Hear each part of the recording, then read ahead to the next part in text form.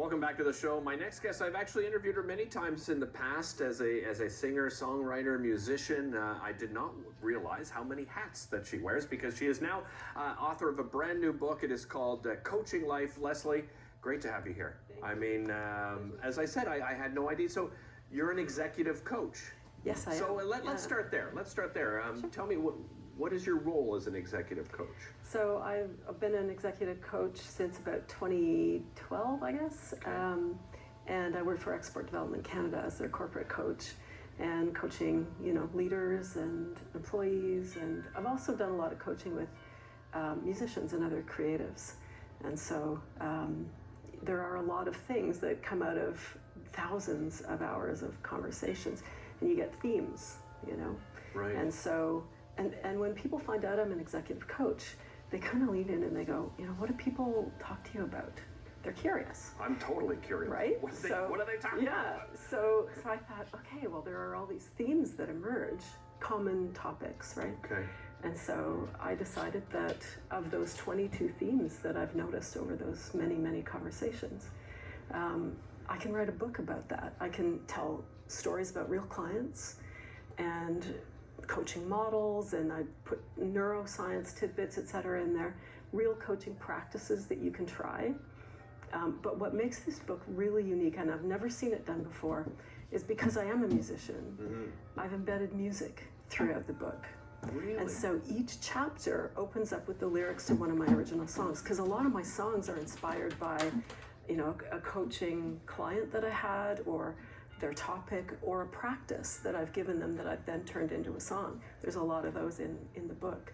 And I'm releasing the audiobook soon. Excellent. And so we've actually embedded the MP3s of those songs into the audiobook. Right into the audiobook. Yeah. So what you mentioned? There's a lot of different themes. So what are some of the themes in this book? Well, the most common theme I've ever had that I've noticed through all these conversations is the inner critic.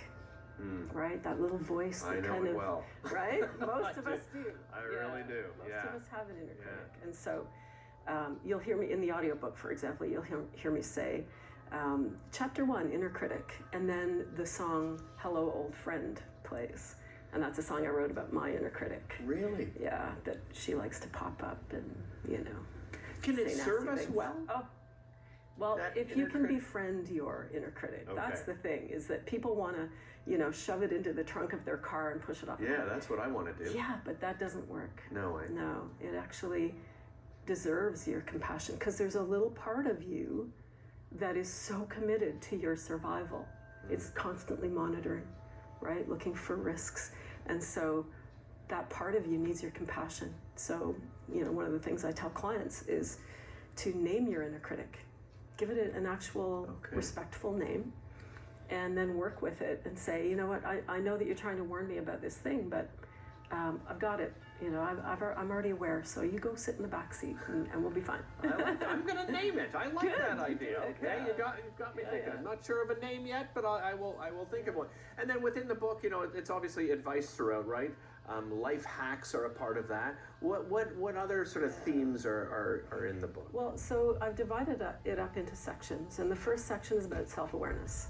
So how am I wired, right? Learning about the fact that there are different people out there with different wirings, different communication preferences, decision-making styles, etc. And so getting familiar with the different types of personalities that are out there, how we measure ourselves, how we are compassionate with ourselves. The second section is around goal attainment, and this is a huge topic for executive coaches and life coaches. People trying to get ahead in their careers. And sometimes they're not aware of the big boulders that are in their way, either that are just there or that they're putting there themselves. Right. So it's getting in touch with what's driving your striving quite often. Okay. And then the third section is about how do we make better connections with others. So those different personalities that I talked about, if you're trying to make a better connection with your opposite type, how do you go about doing that?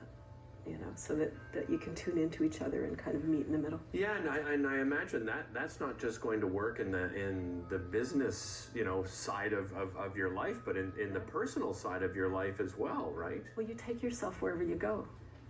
You do. Yeah. And so what shows up at work, in your career, probably also shows up in your personal life with your relationships or your friends. Yeah. So I'm just even thinking networking too, right? I know how intimidating that can be for Yeah. people. I mean, I certainly was intimidated especially when I first started in television, right? And your supervising producer saying, "Hey, you should go out into the community and go to all the events." And people are asking you to MC things, and you don't know how to even approach people, right? Because I mean, for me, it was I don't want to bother anyone. Right. That was sort of I guess my inner critic saying, "Oh, you shouldn't bother people. They don't want to hear from you."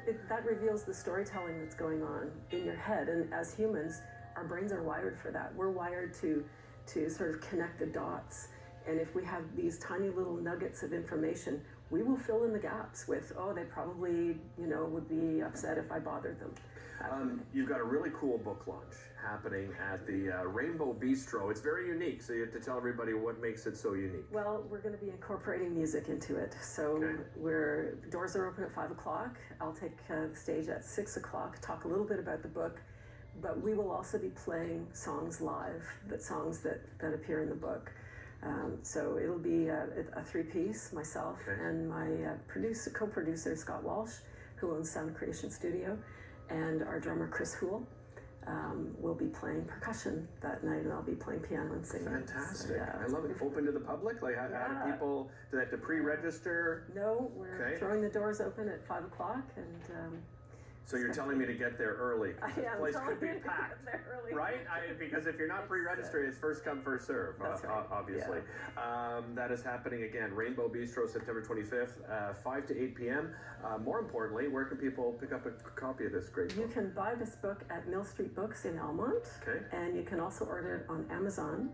And then during the launch, the audiobook will become live, and you will be able to get that on Audible I love it. and iTunes. Fantastic. Congratulations, Thank and you I will so see much. you on the 25th. Hey. I hope to see you as well. We'll be right back after this.